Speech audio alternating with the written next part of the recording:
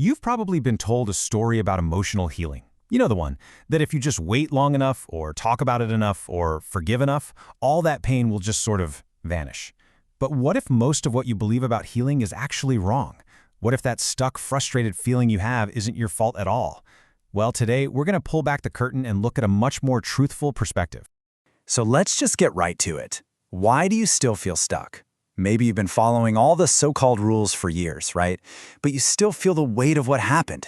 You feel like you've done everything you were told was the right thing to do, but the progress just feels shaky, or maybe it's not even there.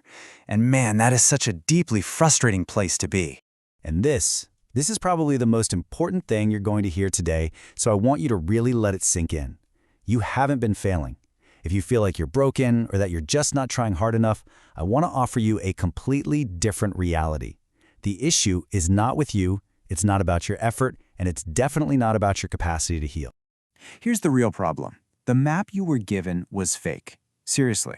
There's this whole culture, a whole industry really, built on selling a version of healing that promises this simple, easy destination, some magical place where nothing hurts and the past can't touch you. But that map, it leads absolutely nowhere. Okay, let's dive into why. First things first, we have got to dismantle the lies, the big ones, the ones we've all been told about how healing is supposed to work over time and what that progress is really supposed to look like. Let's start with the biggest one of all, shall we? The granddaddy of healing myths, time heals all wounds. It's the most comforting lie we tell people who are in pain. And it's so seductive, isn't it? Because it asks absolutely nothing from us. It suggests healing is totally passive, like just waiting for a cut on your arm to scab over on its own. We've all heard this, haven't we? I mean, maybe we've even said it, trying to be helpful. And it is well-meaning, for sure. But this little platitude, it's built on a total misunderstanding of how our inner emotional world actually works. So here's the reality check. Time doesn't heal, it hides. You can avoid a wound for 10, 20 years, and the second something in your life pokes it, it's going to feel just as sharp as day one.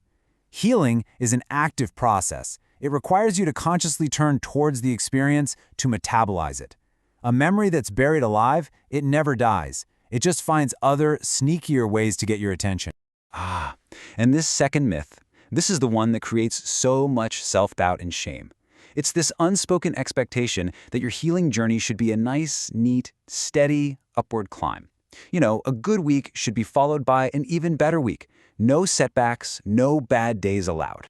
But the truth is, healing works in spirals. Think of it like a spiral staircase. You keep revisiting the same core wound, but each time you circle back to it, you're on a higher level. You have new tools, new awareness, more capacity. So what feels like a step backward is actually you integrating the healing on a much deeper level. A setback isn't failure. It's proof that you're evolving. And this is the myth that just quietly poisons everything with shame. It's this insidious little idea that there's some kind of universal schedule for getting over things. And if you're not on track with that imaginary timeline, well, there must be something deeply wrong with you. Let me be crystal clear. There is no timeline. That pressure you feel to just be over it already, 9 times out of 10, it's coming from other people who need your pain to go away so they can feel comfortable again. Healing isn't about the clock ticking. It's about completing the stress response cycle in your nervous system. And that takes as long as it takes, period. Okay, so if the whole timeline is a myth, then what about the feelings themselves? Now we're going to tackle the big misconceptions about what we're supposed to feel, what we're supposed to remember, and how we're supposed to interact with others on this path. So many of us are just waiting for that one magical day when the memory is just gone. We have this belief that when we're truly healed, we won't even think about what happened anymore. But this, and I really want to be clear here, is psychologically impossible. See, the real goal isn't erasure, it's integration. Your brain doesn't just delete experiences. What happens instead is that the emotional charge of the memory starts to fade. It becomes like a scar. The wound closes, it doesn't bleed every time it's touched, but the mark is still there, a testament to what you survived. It becomes a story you own, not a ghost that owns you. All right, this one is often prescribed like some kind of bitter medicine, and honestly, it can cause so much more harm than good.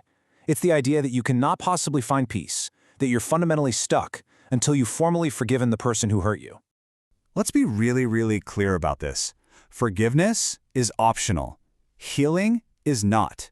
Forcing yourself to forgive before your body and your nervous system actually feels safe is just you suppressing your own emotions and dressing it up as some kind of virtue. Your peace, your healing, it does not depend on an apology you may never get. Healing is about you reclaiming your own inner world. We hear it constantly, right? You just need to talk about it, as if just saying the words out loud is the entire cure. And don't get me wrong, talking is vital, but it's not a magic bullet. And more importantly, not all talking is helpful. You see, there is a massive difference between processing something and rehearsing it. Rehearsing is when you tell the story over and over again, and it just reactivates your nervous system, keeping you locked in that trauma loop. But processing, that happens with a regulated, safe person, and it actually calms your system down. That's why trying to heal all by yourself so often leads to a dead end. And all of this brings us to our final, and maybe the most important, shift in perspective. This one redefines the entire goal of this journey we call healing. This is the myth of the finish line. The dream that one day you'll cross this invisible threshold into a permanent state called healed, and you'll never, ever have to deal with that particular pain ever again. It's a nice thought, but it's not real. The truth is, healing is a capacity, not a destination. It's a skill that you build, a muscle you strengthen over time. Life will absolutely knock you off center again. That's just part of being human. The real healing is in how much faster you can find your way back to yourself. Old pain showing up again isn't failure. It's just a sign of your own depth. So, if that old map was totally fake, what does the real compass look like? Now that we've cleared away all those myths, let's look at the actual skills, the real practices that can guide you on this journey. The real work, it seems, boils down to these 4 pillars. First, learning how to regulate your own nervous system, your body's response to stress. Second, learning to reframe your big reactions, not as flaws, but as really powerful clues to older wounds. Third, finding safe connection with others, because our nervous systems desperately need that co-regulation to heal. And finally, and this is the one so many of us try to skip, allowing yourself to truly grieve what was lost. So I want to leave you with this one question to think about. What would shift in your life right now today if you completely let go of the idea that there's a finish line? If you stopped abandoning yourself just because the wound is still there, and instead you focused on the ongoing practice of integrating it into the amazing person you are becoming. The wound doesn't disappear, you just stop disappearing because of it.